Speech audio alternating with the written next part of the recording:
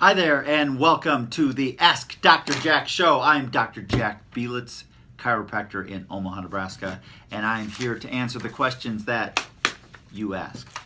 Okay, today, if you know anything about my life right now, you will understand that this is a pretty personal one, a very important one. Let's get right into it. All right, a friend of mine came up to me and confided that they are told that antidepressant would be important for them to take in their life right now. And they know I have the other side of the story, and they wanted it so that they could make a valuable decision on their own health. Now, that is exactly what this vlog is about. It's giving you the other side of the story. I'm not here to lecture you on what's right or wrong. I'm not here to give you advice on whether you should take something or not take something. But the problem is that when you go to one type of professional, you're going to get just their view of it, and they may not give you the other side of the story so that you can make an intelligent, informed decision as to whether something is right for you. And so that's where I come in.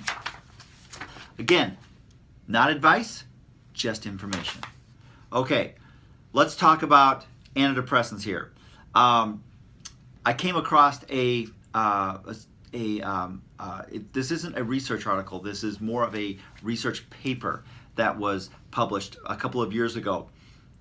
And I don't know if you remember, there's been so many of these tragedies lately, it's kind of ridiculous. But this particular one was focused on this pilot who basically committed suicide by flying his plane into the ground in Germany. And people are wondering, what the heck? Why would somebody take not just their life, but all these other lives along with them just to commit suicide? And what these people were postulating was maybe this pilot really didn't know what he was doing. Maybe he didn't see it as reality. Maybe he thought it was more of maybe it seemed in his brain like more of a video game that was going on. And so what happened was this German newspaper, because this pilot was German, went in to this guy's private house and looked through his stuff, and they noticed a ton of articles on the treatment of psychological illness and all kinds of research that was being done. So there was very little doubt that he was on at least one and probably more psychological or psychiatric medications at the same time. Also, there's very little doubt that any of that ever made it to the mainstream media, because basically Big Pharma owns all that stuff with all the advertising they do. So, you're not going to bite the hands that feed you. If you are a newspaper and you're basically getting, a good portion of your advertising because of drugs and medications, you're going to be very careful as to the type of information that you lead out. And I don't blame them. It's a sad reality, but it's something that you have to realize that just because it's not there in the media doesn't mean that this problem isn't really there. So let's take a look at some facts that this paper uncovered. First of all, fact one, antidepressive drugs. Now, most people don't realize this, but antidepressive drugs, at least up until this was written like 2 or 3 years ago, have never been cleared for being safe for use for more than 3 months at a time. Are you kidding me? How many people get on an antidepressant and basically, as far as they're concerned or their doctor's concerned, they're on it for maybe the rest of their life? Nobody's saying, okay, we're going to give this to you for 3 months and then you need to get off of it. I've never heard of that before. Fact two. Every antidepressant medication out there will list suicidal tendencies as one of the side effects. There's been 22 international drug regulatory warnings on psychiatric drugs, citing effects of mania, hostility, violence, even homicidal thoughts. tons of high-profile shootings and killings are tied to psychiatric drugs, and yet there is not one federal investigation on the link between psychiatric drugs and this acts of violence. Okay. Fact 3. At least 35 school shootings and or school-related acts of violence have been committed by people either taking or withdrawing from these psychiatric drugs. Fact 4. Between 2004 and 2012, there were 14,773 reports to the FDA MedWatch system about psychiatric drugs causing violent side effects. Included 1,500 cases of homicidal and homicide cases, and 3,000 cases of mania, and 8,000 cases of aggression.